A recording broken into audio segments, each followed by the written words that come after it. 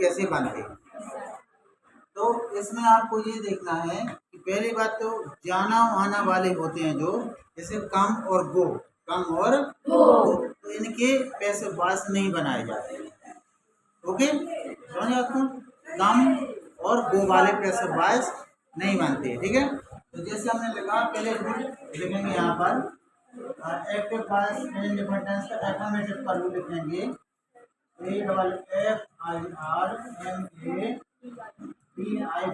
Affirmative sentence.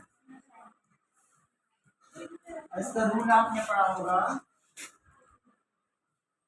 पहले subject लगाते हैं, फिर V1 लगाते हैं, फिर प्लस एस या ES लगाते हैं, फिर आता है ऑब्जेक्ट, फिर आता है। अब इसके बाद इसका पैसिव का रूल बनेगा। देखिए, एक्टिव से पैसिव बन जाता है और पैसिव से एक्टिव बन जाता है। ठीक है, तो इसका पैसिव बनाएंगे, देखो कैसे बनाएंगे। पैसिव का रूल ये हो गया, एक्टिव वॉइस का रूल। अब देखेंगे अपन पैसिव वॉइस का रूल। पैसिव वॉइस का रूल, पैसिव वॉइस हमेशा कहाँ से बनता है, ऑब्जेक्ट। ये ऑब्जेक्ट सबसे आगे आएगा पहले। ठीक है, पैसिव वॉइस में क्या होता है, ऑब्जेक्ट सब्जेक्ट का काम करता है। ठीक है ना, ओके, और सब्जेक्ट कहाँ चले जाता है, लास्ट में चला जाता है। ठीक है ना, वो ऑब्जेक्ट का काम है। तो यहाँ पर ऑब्जेक्ट सबसे आगे आएगा। अब आपको इतना पता है कि प्रेजेंट इंडेफिनिट टेंस का एफर्मेटिव है, तो ये अगले टेंस से बनता है, प्रेजेंट कंटिन्यूअस टेंस में। तो उसकी सहायक क्या लगाना है, आपको क्या लगाना है, सहायक क्रिया लगाना है। ठीक है ना, तो प्रेजेंट कंटिन्यूअस टेंस की सहायक क्रिया है।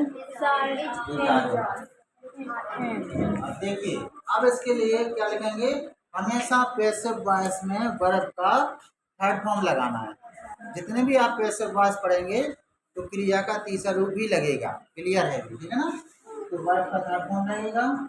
अब इसके बाद अगर एक और ऑब्जेक्ट है तो ऑब्जेक्ट लगाएंगे, क्योंकि दो ऑब्जेक्ट होते हैं। कौन कौन से, एक होता है व्यक्ति सूचक, एक होता है अपना वस्तु सूचक। जिसमें जीवन पाया जाता है वो व्यक्ति सूचक है, जिसमें जीवन नहीं है वो वस्तु सूचक है। इसके बाद ऑब्जेक्ट के बाद क्या आएगा, अदर्स। क्या आएगा, इसमें लगेगा एजेंट। एजेंट क्या करते हैं, जोड़ने का काम करते हैं। एजेंट क्या करते हैं, ये जोड़ने का काम करते हैं। ठीक है, एजेंट। जैसे एजेंट में देखिए लास्ट में क्या आ जाएगा, सब्जेक्ट कहाँ पहुंच जाएगा, सबसे लास्ट में। अब एजेंट देखिए, अगर विथ एजेंट है, इसके लिए सेटिस्फाई आ जाए। क्या आ जाए, सेटिस्फाई। तो वहां पर एजेंट आपको विथ लगाएंगे। आप ऐसा भी देख सकते हो, देखो पहले सेटिस्फाई लगेगा, तो सेटिस्फाई आ जाए तो एजेंट क्या लगेगा, विथ लगेगा। ओके, चलिए और देखते हैं, अगर वंडर या सरप्राइज आ जाए, वंडर या सरप्राइज, तो एजेंट एट लगेगा। इंटरेस्ट या कॉन्सिस्ट आ जाए, कॉन्सिस्ट, तो एजेंट इन लगेगा। ठीक है ना, इसके बाद नो क्या आ जाएगा, नो,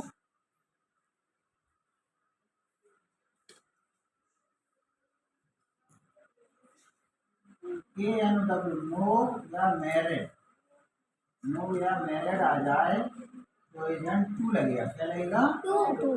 जी आपके क्या है, एजेंट हैं। ठीक है, तो आपको इनको ध्यान रखना है ना, किस तरह से इन चारों को छोड़कर, कितने, 1 2 3 4, इन चारों को छोड़कर,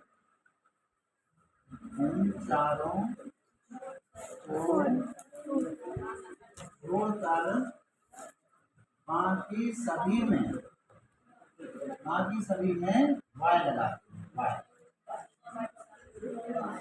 ठीक है ना, बी वाई। ओके, इतना ध्यान रखना आपको। क्लियर, बन जाएगा इतना। ठीक है, अभी हम सेव करके चल रहे हैं, आगे अपन लिखने के लिए बोल रहे हैं। ठीक है ना, थोड़ा वाई में समझ लो। ठीक है। चलिए अब देखते हैं अपन इसकी बात एग्जाम्पल देखते हैं। एज मीन्स क्या होता है? जैसे। एज मीन्स जैसे। इसकी एग्जाम्पल बोल दो। जैसे मैंने कहा he sings a song। He sings a song मतलब वह गीत गाता है। अब इसको पहली बात तो पहचानना है आपको। पहचानना है कि ये किस टेंस में है। देखो यहाँ से पहचान पाओगे वर्ब से। वर्ब से पहचान पाओगे। वर्ब में या तो पहला रूप मिलेगा क्रिया का तो प्रेजेंट इंडिफिनिट टेंस है या एस या ईएस लगा रहेगा। प्रेजेंट इंडिफिनिट टेंस कैसे पहचानोगे? या तो वर्ब में एस या ईएस लगा रहेगा या आपका V1 क्रिया का पहला रूप रहेगा। समझा की बात? तो आप समझ जाओगे कि प्रेजेंट इंडिफिनिट टेंस है। चलिए अब पैसिव वॉइस बनाया था अपन ने। कैसे पढ़े थे? इसका पैसिव बनेगा पैसिव वॉइस मतलब फॉर्म वॉइस है। पैसिव वॉइस ये आपका एक्टिव वॉइस का रूल हो गया। ये क्या हो गया आपका एक्टिव वॉइस। एक्टिव वॉइस का एग्जांपल है ना। अब पैसिव वॉइस बनाना तो रूल के हिसाब से क्या है? पहले ऑब्जेक्ट आने आना है। ऑब्जेक्ट क्या है इसमें? देख लीजिए आप सबसे आगे लगाइए आसमान। अब इसके बाद सहायक क्रिया लगाना है। क्या लगाना है आपको? एक वचन है, ये सॉन्ग एक गीत की बात हो रही है तो ये जाएगा। क्या आएगा? अब देखो वर्ब का थर्ड फॉर्म। वर्ब क्या है? सिंग। सिंग का थर्ड फॉर्म क्या होता है? देखो पहला होता है सिंग, दूसरा होता है सेंग, तीसरा होता है संग। ठीक है ना। क्रिया के वैसे 5 रूप होते हैं। कितने होते हैं? 5। क्रिया के 5 रूप होते हैं। ये हो गया फर्स्ट, सेकंड, थर्ड। चौथा क्या हो जाएगा? इसमें आई भी लग जाएगी सिंगिंग। पांचवें में क्या हो जाएगा? सिंग। ऐसे यस लगेगा। ऐसा होता है। ठीक है। तो यहाँ पर सिंग सेंग संग। संग लगा दे यहाँ पर संग। अब एजेंट क्या लगा दो? बाय। क्योंकि उन 4 चीजों में कुछ नहीं मिल रहा है यहाँ पर। अब ही का ऑब्जेक्ट रूप लिखना है। ही ये जेम होता है। क्या होता है इसका? ये बन गया। ठीक है ना। ये आपका बन गया।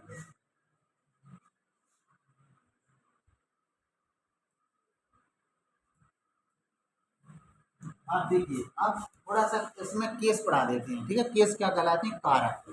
जैसे आपने हिंदी पढ़ी है ना, कर्ता ने कर्म को कारण से संपदा नापादान के लिए समुदाय। इस तरह इंग्लिश में बोलते हैं केस। क्या बोलते हैं इंग्लिश में? केस। अब क्योंकि केस इसलिए पढ़ाना क्योंकि ही का ऑब्जेक्ट रूप आना चाहिए। ही का ही ये होता है, सी का हर होता है, एस का ये चीजें आना चाहिए। तो देखते हैं अपन इनके क्या लिख देते हैं अपन। केस। केस में क्या होता है? कारक। केस क्या होते हैं? कारक। देखो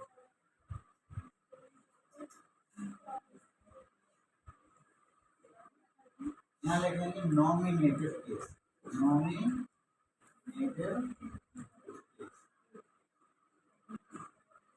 एक होता है आपका एडजेसिव केस। एडजेसिव केस एक होता है। ओके